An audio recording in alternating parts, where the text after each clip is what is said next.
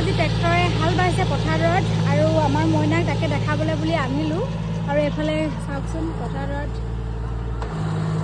হাল বাই এইখিনি ইমানখিনি হাল বালেই আৰু এতিয়া এইফালে বাবলৈ গুচি গ'ল।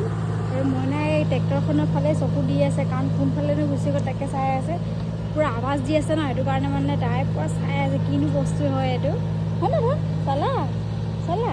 আৰু তাই আজি গাটো একদম বেয়া, চৰ্দি লাগি আছে, কাৰণ গৰম বহুত হয় ইয়াৰ। গৰম মানে কিন্তু গৰম কেনেকুৱা দিছে আপোনালোকে গম পায়ে। গৰমৰ কাৰণে তাই থাকিব নোৱাৰে, চুলিখিনি ইমানেই ঘামে আৰু সেইটো কাৰণে থাকিব নোৱাৰে, শুব নোৱাৰে বুলি দুখন ফেন লগাই দিওঁ। আৰু সেইটো কাৰণে একদম গা বেয়া হৈ গৈছে বুলি ভাবিছোঁ আৰু কাৰণ এইটো ছিজন হয় বাৰু, এইটো হেৰি গৰম আৰু ঠাণ্ডা দুটা হেৰি হ'লে মানে কি হয় গা বেয়া হয়। আমাৰ মোৰতো হৈয়ে গ'ল বাৰু।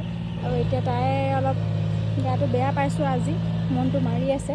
ধুন তোমাৰ গাটো বেয়া হৈ আছে ন, কৈ দিয়াচোন গাটো বেয়া হৈ আছে, মোক কৈ দিয়া গাটো বেয়া হৈ আছে। মই আজি হাঁহিব নোৱাৰোঁ দেই, কৈ দিয়া।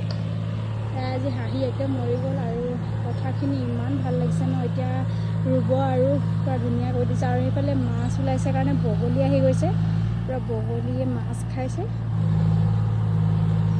তাকে আৰু সেই ৰাতিপুৱা দৃশ্য হয়। এতিয়া তাইক খুৱাই বোৱাই আজৰি কৰিলোঁ, নহ'লে নাখালেও আৰু দুৰ্বল হৈ যাব ন। বহুতখিনি কমজুৰি হৈয়ে গ'ল এতিয়া, মানে অলপ হওঁতেই। চাওঁ দিনলৈ কি হয়, যদি বেছিকৈ হয় আকৌ হস্পিটেল নিব লাগিব, আপোনালোকক জনাম বাৰু।